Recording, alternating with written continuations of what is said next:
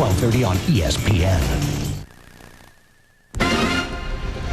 Last night, the Magic and Rockets each had 3 first-round draft picks. Only one team has had more first-round draft picks in a single NBA draft. The Sacramento Kings in 1990 had 4, selecting Lionel Simmons, Travis Mays, Anthony Bonner, and Dwayne Coswell. Rich and I coming right back. Guess what 6'10" big leaguer got his 3rd career base hit?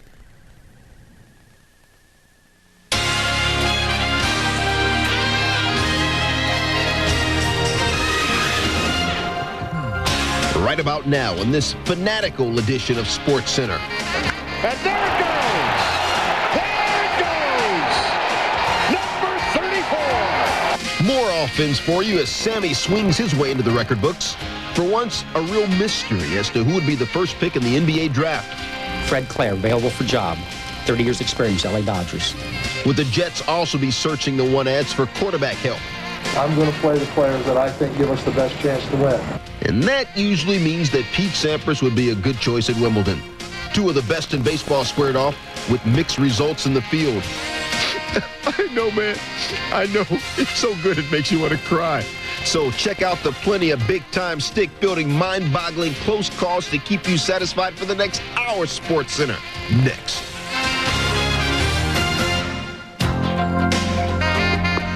Hey there. Welcome to SportsCenter. Back in the house with Stuart, Scott. I am Rich Eisen. What was that name again? Oh, come on. I'm not Michael Jordan, but I mean, you'll have to do. I mean. Good to see you again. Coming up, the NBA's version of Mr. Irrelevant is Maceo Baston. He's the last pick. Who's the first? The tallest pitcher ever becomes the tallest hitter ever. But first, I knew a point guard named Nicky. I guess you could say he's no longer a Laker. From bumping a referee to not only accepting a roll off the bench, but actually asking for it. From last season to this past season, Nick Van Exel had matured. He went from leading the Lakers' attack to coming off the bench, backing up Derek Fisher, and still put up nearly 14 points and 7 assists per game. On Wednesday night, though, Van Exel went from the Western Conference runner-ups to the bottom of the NBA ladder. Traded from the Lakers to the Denver Nuggets in exchange for Tony Battie and Denver's first-round draft pick this year, Tyronn Lue. The Nuggets deal the 5th overall pick in last year's draft. That was Battie, along with Lue this year, the 23rd overall selection, to the Lakers for Van Exel. Battie averaged 8.4 points and 5.4 rebounds this past season as a rookie. It seemed to be the basketball equivalent of fiddling while Rome burns, or maybe it's like rearranging your desk before quitting. But with a lengthy, embittered lockout sure to come in just 1 week's time, the NBA held its draft Wednesday night in Vancouver anyway.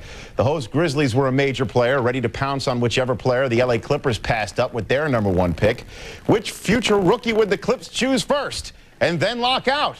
Mike Bibby or Michael Olowokandi? With the first pick in the 1998 NBA draft, the Los Angeles Clippers select Michael Olowokandi from University of Pacific. The LA Clippers wound up hoping that the Candyman can. Michael Olowokandi completed his meteoric rise from just 3 years ago when he became a walk-on at the University of Pacific. The Clippers made the 7-footer from Nigeria the top pick in the draft in hopes that he can help the team improve on its dismal 17-65 record. I think it's pretty much my life story, something I'm used to, and as long as there are more and more challenges, I think that should even drive me even more. So that left Mike Bibby for Vancouver, which for the 2nd straight year drafted a point guard, plucking Bibby from the University of Arizona. As a freshman, Bibby led the Wildcats to the NCAA championship. As a sophomore, he averaged 17 points per game. I'm going to try to do what I did in college. I'm going to try to come in, do whatever it takes to win, give my leadership skills, and just try to get a lot of wins. The Denver Nuggets added size and low post ability by surprisingly choosing Rafe LaFrentz from Kansas 3rd overall. LaFrentz is #2 at Kansas all-time in points and rebounds behind another Jayhawk lottery pick, Danny Manning.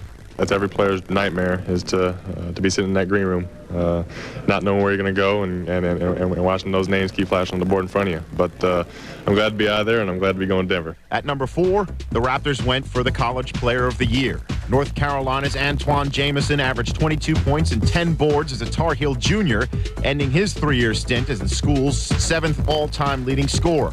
With the selection of Jamison's teammate Vince Carter at number 5 to the Golden State Warriors, it marked the 3rd time in 15 years that 2 North Carolina players have been picked among the top 5. Minutes later, the Warriors traded Carter to Toronto for the Tar Heel they coveted, Antoine Jamison. At number 6, the Mavericks went for a tractor, Robert Traylor, but they didn't hold on to the 6'7", 290-pound Wolverine forward for long. Just like Jamison and Carter, Traylor was also involved in a draft night deal. The tractor was sent to Milwaukee as part of a 3-way swap that involved the Bucks, Mavs, and Phoenix Suns. The Bucks sent their number 1 pick and 9th overall selection, 20-year-old German Dirk Nowitzki, to Dallas. The Sacramento Kings gambled at number 7 when they drafted 6'1" guard Jason Williams from Florida. Williams was dismissed from the Gators for disciplinary reasons in February. Before that, he averaged 17 points per game and hit 40% of his three-point shots. The Philadelphia 76ers addressed their need at the 2 guard by selecting Larry Hughes from St. Louis. The 6'5" Hughes led Conference USA in scoring as a freshman, averaging over 20 points a game.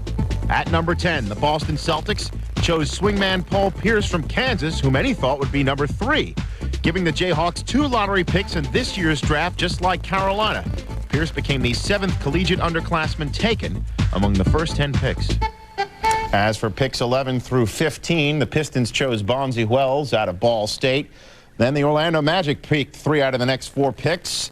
They took Utah's Michael Doliak, then Keon Clark out of UNLV. Houston snuck in to take Arizona's Michael Dickerson, and the team that chose Dennis Scott chose Matt Harpring out of Georgia Tech. Number 16 through 20 looked like this. Bryce Drew Valpo stud goes to Houston. Radoslav Nestorovic, 7'2" center from Slovenia, plays in Italy, can't play until 99 because of a commitment there. Rashawn McLeod of Duke rounded out the top 20, going to the Hawks. The Spurs selected Felipe Lopez at number 24, but then packaged him and Carl Herrera to Vancouver for point guard Antonio Daniels. Al Harrington, the first high schooler selected, 25th overall, taken by the Indiana Pacers. Rounding out this first round, Chicago and Utah selected Corey Benjamin and Nazi Muhammad, 28 and 29, but the Jazz then sent Muhammad to Philadelphia. The Sixers send back to Utah a future first-round draft choice. Stuart. The so-called draft experts said there was no Tim Duncan in this year's draft, no unanimous Rookie of the Year, no leader of the NBA in double-doubles. David Aldridge drops by. David, I guess there is a Michael Olowokandi who didn't pick up a basketball until 5 years ago and becomes the number 1 draft pick of the Los Angeles Clippers. Why did he go number 1 instead of Mike Bibby? Most people thought Mike would go number 1 to the Clips. Well, I think what happened, Stuart, is that I think Olowokandi was always there on the radar, and in the last week when the Clippers had him in and got a chance to talk to him, I think they really figured out that, look, this guy has a tremendous upside. He's 7'1", he's got skills, he's a smart kid, and he's willing to work. And why are we even having this debate? You know, I mean, 7'1" centers do not come down the pike very often. Mike Bibby's a very talented player, but point guards are a little bit easier to get than centers who have skills. So I think they figured, hey, we have got to take a center. We cannot afford to have 4 years down the road have Michael Olowokandi tearing it up, and we had a chance to get him, and we didn't. Olowokandi, 7'1". His wingspan is 7'8". Paul Pierce, a lot of people thought he was the best all-around athlete in the draft. Some people thought he'd be taken at least in the top 3, definitely the top 5. He slipped down to number 10 at Boston, and now he says he wants to prove to the people that he shouldn't have slipped. Why do you think he slipped? Well, I think, you know, in some drafts when you have high talent levels like you had Tim Duncan and Van Horn last year, you have to take people who are that talented. In this draft where the talent level is a little closer together from maybe 2 through 9, 2 through 10, it's much more of a need-based draft. And so teams were drafting needs, I think, more so than anything else. I think, you know, Dallas and Milwaukee were obviously had a deal in mind, so that Dallas had to take Traylor at 6, and some other people had drafted for need. I don't think Paul Pierce did anything to, you know, to warrant dropping. I think that it's just that he's a shooting guard, a very good shooting guard, but teams just didn't have that dramatic a need to fill shooting guard. And so when Toronto decided that they wanted to take Carter instead of Pierce, because Pierce had kind of let it be known that he didn't want to play in Toronto, that really was the linchpin for him. I think he would have gone 4 if it hadn't been clear to a lot of people that he didn't want to play for the Raptors. Yeah, Paul Pierce averaged 21 a game coming out of Kansas after his junior year. The simplest trade in the draft was the 4th and the 5th, the two Carolina guys, Antoine Jamison, Vince Carter, then being swapped. But the most intricate trade involved Dallas, Milwaukee, and Phoenix. Talk about that, and what does that do for each team? Well, I think Steve Nash is the key to that deal. Obviously, for the last 2 years, a lot of teams in this league, including Vancouver, most notably, have been trying to get Steve Nash. He's the best point guard not starting in the NBA, in my opinion, and Dallas needed to do something. Nelly, I don't think could, he was kind of under orders. He couldn't take Dirk Nowitzki unless he added a player who could come in right away and play for him, and Steve Nash can do that. He will be the starting point guard for the Mavericks next season. Nelly's done a very good job in a very short period of time rehauling that roster. Nelly being the old crafty Nelly that we know and love. D.A., thanks for the knowledge, man. All right, Stu.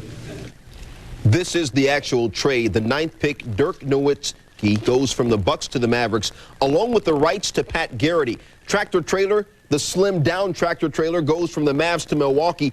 Phoenix jumps in, as David told you, taking Garrity in and sending Steve Nash to the Mavericks. And in return, the Suns get Martin Murasep and Bubba Wells and the Mavs' first-round pick in 1999. I hope you took notes. There will be an exam later on.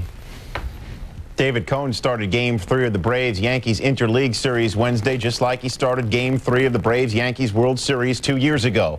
Now, the Yankees didn't take the Atlanta turf Wednesday under the same pressure of that October night, but New York has lost 6 of its last 11 and now trails the pace of both the 28 and 39 Yankees by 2 full games. Now that's cause for urgency.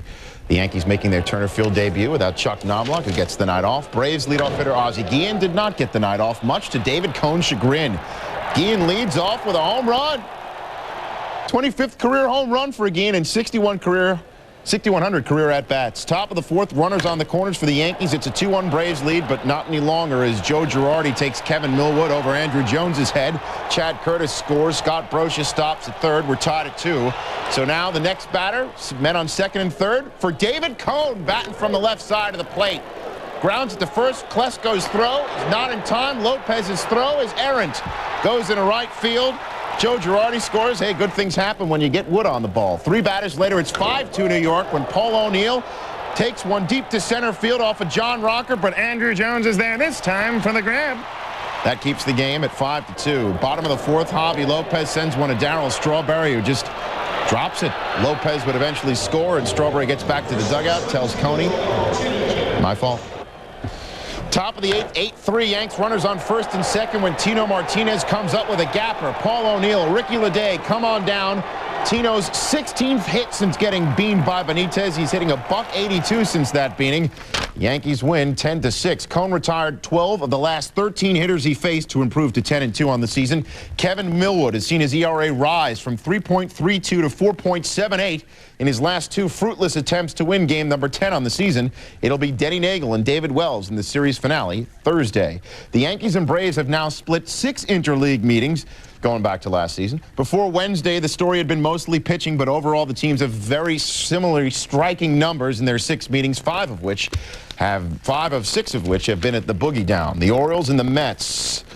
O's returning for the first time since the '69 World Series. Bottom of the 2nd, O's up 1-0. Brian McRae busts out the whooping stick. For the 8th time this year, we're tied at 1. 2 batters later, a man on for Edgardo Alfonso, who rips one up the middle, but Mike Bordick is there to rob him. Bottom of the 5th, we're still tied at 1. Men on the corners for Bernard Gilkey. Taps it back to Pete Smith. His throw, yikes. And away. Rick Reed, pitcher, comes on in. Makes it a 2-1 game. It's 5-1 Mets in the bottom of the 7th when Mike Piazza puts a home run cherry on top of this one. His 13th of the year. Mets go up 6-1 and win 6-3. Rick Reed got his 8th win in 10 starts, even though his curveball deserted him. He tossed 7 innings with just a fastball and a changeup. It was like going into a knife fight without a knife, he said. It'll be Scott Erickson and Hideo Nomo in Thursday's series finale. Meanwhile, Todd Hundley took his first cut since September at the Mets Class A affiliate, rehabbing from elbow surgery in Port St. Lucie. Hundley went 0 for 4. He DH'd. He did not take the field, and Hundley said he expects to be right back after the All-Star break. Stuart. I know why the caged bird sings, but I have no idea why the guy who feels like a caged animal at BP because of everybody and their mama looking on hasn't hit a homer in his last 5 games or 18 at-bats, especially when Mark McGwire had been cranking him out every 6.5 at-bats. Wednesday at BP, McGwire, the caged bird, hit 9 of 23 out at Jacobs Field. As far as the slump is concerned, according to him, it's not. Why shouldn't I be?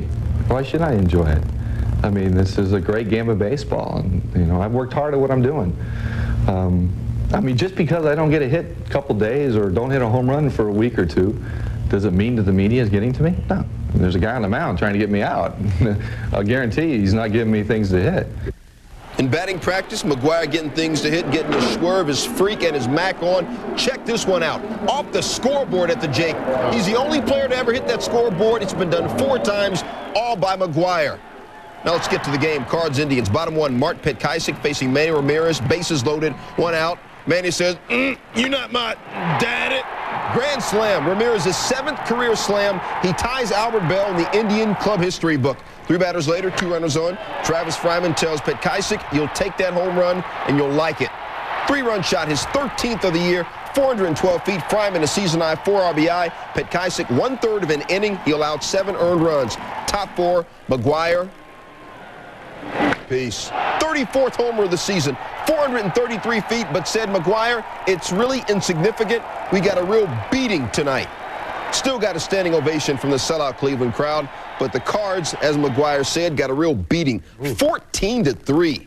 Tribe gets 7 runs in the first off. Petkaisik, all of them earned. His ERA for the game, 189. Then the decimal points. As for McGwire, that standing ovation, you don't think it's lost on him that the Cards had won 4 of the last 5 without him homering. He finally homers, and they lose. Even McGwire says it's about winning, not home runs. Speaking of, Sammy Sosa's got 30, looking for more. Cubs at Detroit, 1-zip Cubs, top 1. Sammy facing Seth Grisinger. Call Sammy bus driver because he's taking everybody to school.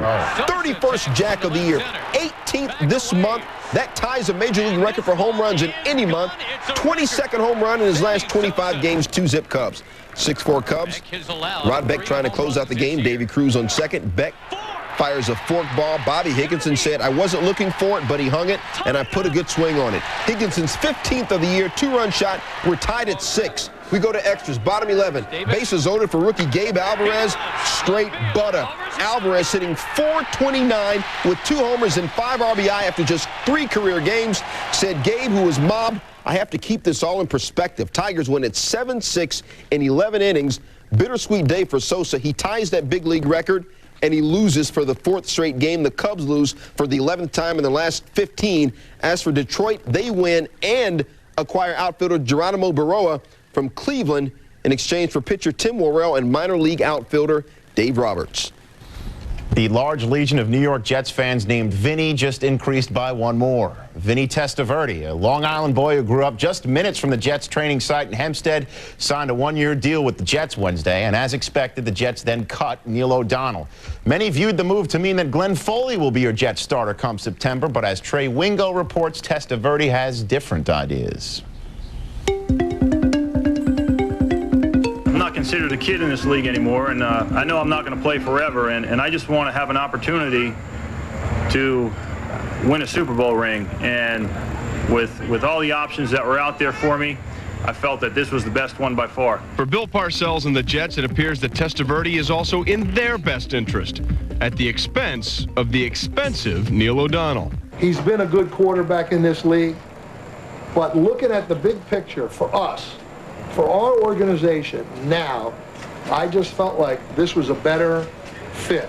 But if you look how each quarterback fared last year, Testaverde and O'Donnell really had similar results. Vinny's stats are a little better, but the Ravens actually did better without him, winning 2 of their last 3 games. So what does it really come down to?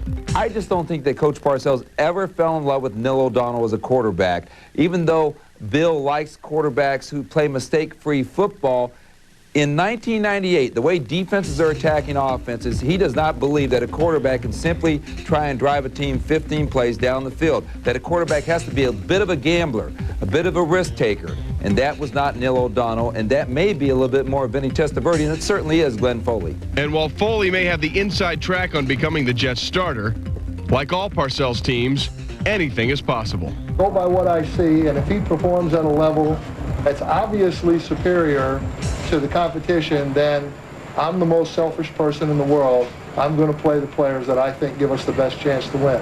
But if it doesn't work out, I trust his judgment in whatever decisions he makes, and that I will be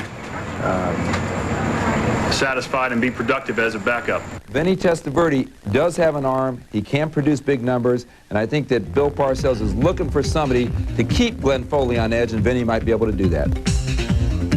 Trey, thanks. Parcells has nearly undone the work of Rich Kotite, who oversaw some serious free agent spending prior to the '96 season. Some of the spending ill-advised, shall we say. The Tuna's release of O'Donnell will save $2.75 million against the cap. The Tuna also released oft-injured offensive lineman David Williams, to whom the Jets gave $12 million.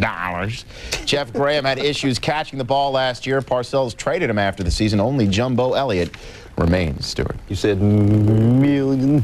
Rich and I just starting to roll. Coming up, you think left-handed batters all over the bigs wanted just one shot on the hill, one chance to pitch to the biggest, meanest pitcher they ever faced. Big units, big bat. Also on the way. For most tennis players, 25-8 is fat. For Sampras, the record he entered Wimbledon with, it's a slump. And back to the bigs. Can Rick Helling do what teammate Aaron Seeley has done? And Jim Edmonds already has one, Aspie. How many more do you want? Boy, it's a hot one out there. It's going to be a scorcher. Edition of SportsCenter, something you might not be aware of when it comes to collecting lots of big trophies. Per generazioni la famiglia Capece ha prodotto il miglior olio d'oliva di tutta l'Umbria. All'improvviso il mondo è cambiato. Globalizzazione, tragedia. Perché piangi? E piango perché tu devi partire per salvare la famiglia. Ma nonna, c'è un modo nuovo di fare le cose. Io non devo partire. Come?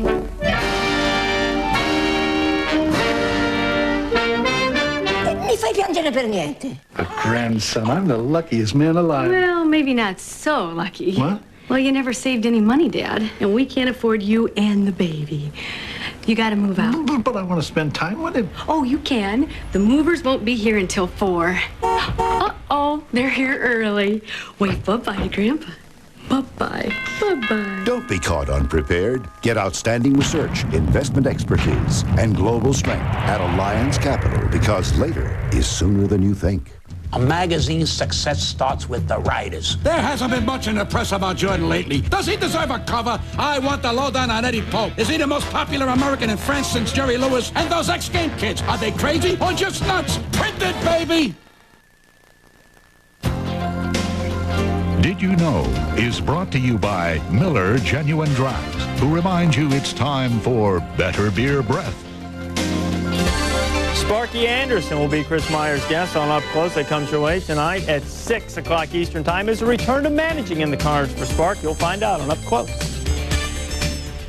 So the Dominator pulls off the rare double-double. Hart and Vezina Trophy winner again. Back-to-back seasons for him in those departments. Well, as good as he is, Rich, he just won his first 2 playoff series this past season. But being the best goalie usually doesn't translate into winning the Cup. Did you know, since 1982 in the Vezina's current format, the only tenders to win the Vezina and the Cup in the same season, Grant Fuhr with the Oilers in '88 and the Islanders' Billy Smith in 1982.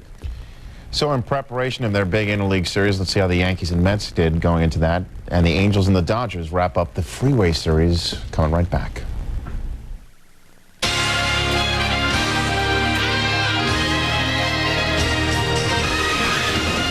Ahead on SportsCenter, we're proposing a very special SportsCenter to the viewers we want to spend the rest of our lives with. A reminder, it's going to take some commitment because, like Big Mac, we're in it for the long ball. You'll have to find a way to deal with life's little bounces, but with perseverance, you too can succeed in the land of the brave. Success in USA Soccer struggled to make a harmonious partnership. Sometimes you have to compromise. The only time you should dominate is at the awards ceremony. After 10 years of marital bliss in the Big Apple, the marriage is all over for Oakley and the Knicks. Now New York will be courting the Candy Man. But you have found your one true love. It's SportsCenter. It's next.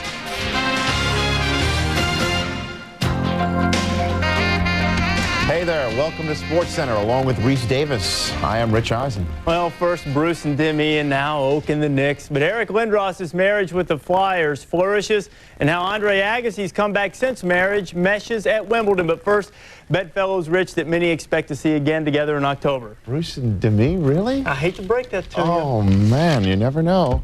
As if he hasn't already broken every mold ever made, David Wells keeps on scoffing at the conventional wisdom. Remember that whole can't pitch during the day thing? Well, this year, Wells is 5-0 with a 2.47 ERA in the sun, including a little old perfect game. But the weighty Wells can't pitch in the oppressive heat, right? Well, what better way to smash that myth than help the Yanks take 3 of 4 from Atlanta in 93-degree mugginess at the TED, where Wells also destroyed another myth for Joe Torre. Pitchers can hit. Oh, base hit for David Wells off of Denny Nagel. The only hit Nagel gave up in the first 4 innings, and Wells, woohoo! Bottom of the 5th, no score. Runner on first, Denny Nagel at the plate. He's bunting. David Wells fielding.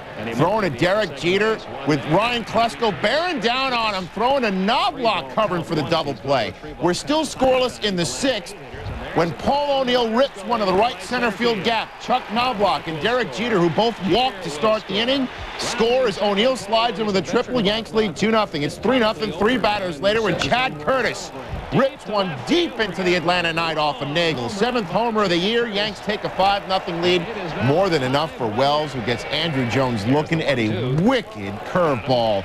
Wells struck out 6 in the game, and we know Wells likes to emulate Babe Ruth. He almost took this thing to the ultimate. He only has warning track power, though. Big night for Wells, who tossed a 6-hit shutout for his first complete game since that perfect game on May 17th. But Wells, rehydrating himself between every inning, almost didn't make it. I was dead out there, he said. I guess that's why they call it Hotlanta. And Wells even chipped in with one of New York's 4 hits. So, the Yankees took both games in Atlanta thanks to the Bronx Davidians. Cone and Wells easily outdueled Kevin Millwood and Denny Nagel. Cone and Wells struck out 12 and walked nobody. Nagel walked 5 batters in 1 game for the first time since 1995. Of taking 3 of 4 from Atlanta, Joe Torre said, "It's a feather in your cap." Reese. The Dodgers are urging us to think blue. Those working for the Dodgers would be well advised to think pink, as in think pink slips. 3 more were handed out after Wednesday night's win over the Angels. Coaches Reggie Smith, Glenn Gregson, and Mark Cressy all fired by new manager Glenn Hoffman. All 3 were offered minor league jobs. Smith turned his down. Mickey Hatcher takes over as hitting coach, Charlie Huff as pitching coach, and John Shelby is LA's new bullpen coach. Team president and CEO Bob Graziano says no one's job in the organization is safe. The next fired should be whoever had the idea to wear those blue BP shirts in games. Angels taking on the Dodgers. Top 6 tied at 1. Phil Nevin, 1 for 18 in his career with the bases juiced, and now he's 2 for 19. Paul Konerko can't get it. Erstad and Edmonds score. Anaheim up 3-1. In the bottom of the ninth, same score. Troy Percival on to finish things up. Young Adrian Beltre made his major league debut on Wednesday, and that'll happen. You'll just pop up until, oh, we got a racing deal. Garrett Anderson and Edmonds collide. Ball drops in. Beltre at second. Mondesi came in, made it 3-2. Anderson got the error. Then Percival walks. Jim Eisenreich. We got men on first and second. Eric Young stands in. Walk this way. The bases are now loaded. The Dodgers trying to come from the dead against Troy Percival, who was looking for his 24th save. But with Wilton Guerrero up, Percival brings the gas. The Angels take 3 of 4 from their crosstown rivals. 3-2 the final in this one. Steve Sparks, the knuckleballer, wins his 3rd straight start. He was 0-8 in the minors before being called up. Walked 3, struck out 4. Percival now leads the big leagues with those 24 saves. Dennis Reyes struck out 7. That's a career high. Hoffman now 1-3 as the L.A. manager. Anaheim's won 21 of 25. Rangers and Diamondbacks, as Jerry Colangelo with the newest son, Pat Garrity. They saw Will Clark against Amari Telemaco. It's already 2-0 Rangers. When Clark gets a knock to right, Martin McLemore would score. RBI number 47 for Clark. It's 3-0 Texas. Bottom 3, Rangers up 3-0. Todd Van Poppel on the hill for Texas, and Travis Lee. Oh, the kid has a sweet swing, and he took it out. His 15th is 3-2 Rangers, but Van Poppel would then sit down the next 10 Diamondbacks in order. The thrill back to work in the 5th, drilling one down the line. Kareem Garcia, little hip. Juan Gonzalez, usually driving in runs, going to score one this time. Rangers have a 5-2 lead. Then in the 7th, Clark up again. He's going to try Garcia again. This one into right center. Smoking one to right center. That just falls in there. Gonzalez would come in and score. Rangers led 6-2, 3 for 5, 3 RBIs for Clark on the night. Top 9, Rangers 7-3. Clark needs a homer for the cycle, but he would not get it against Alan Embry as the Rangers go on to win it by a count of 9-4. Van Poppel wins for the first time in nearly 2 years, gave up 6 hits, allowed 4 runs over 8 1/3. Gonzalez has 94 RBIs now in 78 games. Over his last 3.5 seasons, Gonzalez averaging more than an RBI per game. Since 1940, only 9 players have averaged more than an RBI per game for a full season. With 18 homers in June and 22 homers in his last 25 games, Sammy Sosa has done the impossible. He's actually overshadowed Kerry Wood. In his last start, Wood struck out 11 Phillies and even homered himself, but Sosa, of course, homered too, and that tied a Major League record for homers in the month of June. And with Wood going in Detroit Thursday, Sosa went for the Major League record for homers in any month. We send you to Detroit. When his first at-bat, Sammy was swinging with a 3-0 count, and Brian Moeller gets him swinging at an outside pitch and grounds weakly to second. Bottom of the 4th, we're tied at 1. Kerry Wood against Geronimo Baroa, newest Tigers swinging. Wood struck out 8 on the night. Bottom of the 6th, Baroa exacts revenge. Revenge, Ontario! Breaking ball, swung on, line left. Rips one to left center. Brant Brown can't make the catch. Not only can he not make the catch, and 2 Tigers score, but Brown sprained his left shoulder, wouldn't return to the game. Top of the 7th, Sosa looking for that Major League record, and he got it. Unbelievable. Opposite field shot, upper deck, 19 homers in a month. That is a new Major League record. 32nd on the season, and that deserves a curtain call even on the road. But the biggest home run of this night, the one that mattered most, came in the bottom of the 7th, tied at 3, off the bat of Tony Clark with 2 men on, off of Terry Mulholland to the deepest part of the park. Over the 440 sign in center. Clark's 17th homer of the year. He has 10 in June, by the way, too. Tigers win 6-4. Sosa and Wood helped draw and perhaps electrify the 30,000-plus crowd, the second largest crowd at Tiger Stadium this year. But Tony Clark sent him home happy. Said Buddy Bell, to have this kind of feeling in our own ballpark with all these people was great. Sosa, however, on his record-setting night, wasn't nearly as giddy. Like I say, I just, trying to do my job. I just, hit the home run, but don't mean nothing, I mean, break the record or whatever, but, I'm just standing still thinking about the game, that's all more important for me. I'm here, want to win, and it would have been much better if it would have been today. Sosa has not had one spurt during this streak. It's all been even and consistent. Splitting his last 26 games down the middle, you'll see he's been just as hot and productive during the last 13 games as he was during the first. Only glaring difference, over the last 13 games, Sosa's walked only once. As for Big Mac, he in the cards at the Jake. Top of the 1st, to say Mark McGwire got it against Dave Burba would be understating this. The only guy you have to spot shadow is homers because they go so far. We think that was the ball. 461 feet this was measured at. It could be a little longer, we don't know. Number 35 on the season, ferocious 1-0 cards. Now Ray Langford facing Burba on the top of the 2nd. David Bell charging, gloving, flipping. Nice play. Top of the 5th, we're tied at 2 for Brian Hunter at the plate. Couple of cards on base. They're on 1st and 2nd, as a matter of fact. Hunter flares one to left field. Gary Gaetti testing Mark Witten's arm, but Witten tells Gaetti, those who are late do not get fruit cup. Bottom of the 5th, we're still tied at 2 now because of Witten's great play, and Jim Thome provides the offense. This is his 20th home run. He would hit number 21 in the 8th inning. The Indians go on to win 8-2. So both Sosa and McGwire homer, and both lost. Asked to talk about his homer, McGwire said, no, we lost. Said Burba about giving up the blast, I never saw the ball. Apparently, it went pretty far. Said Thome of McGwire's Maris chase, if there's one guy in baseball who we want to do it, it's him. Reese. What? Slow-crafted Sam Adams. All in due time. Oh, it's a hot one out there. It's going to be a scorcher. It's going to be a treat. Don't forget the something. Something wrong, Flex? I need to to make a call, but they left me a change on the blanket. I see, and your precious little tootsies can't bear the walk back, can they? No. Not to worry. Just dial 1-800-COLLECT. It's fast and really easy to use. 1-800-COLLECT's a lifesaver. How can I ever thank you? Tell your friends. 1-800-COLLECT. It's fast, it's easy, it's safe. For this historic 50th anniversary, NASCAR has authorized the Collector's Mint to create a limited edition commemorative coin. And now you can reserve one of these historic NASCAR coins for only $59.95. Millions of fans will experience the thrill of NASCAR racing, but just 7,500 coins will be minted before the mold is destroyed. Each is individually numbered with a certificate of authenticity. The coin features the official logo of NASCAR's 50th anniversary and of racing legend Richard Petty. Minted with 1 troy ounce of fine silver, overlaid in pure 24-karat gold by Collector's Mint, the trusted name in sports collectibles. All advanced reservations will receive this collector's display case absolutely free. Sorry, due to the limited quantity of coins, only advanced reservations will be honored. There's only one 50th anniversary and only one NASCAR commemorative coin. So have your credit card ready and reserve your historic anniversary coin now. To order your commemorative coin, call 1-800-671-3434. No lockout in the WNBA. They opened the doors for Houston and Utah, which were tied at 6-3 heading into the second overtime. Margot Diedick, 27 points. But the Comets, too tough. Cynthia Cooper driving.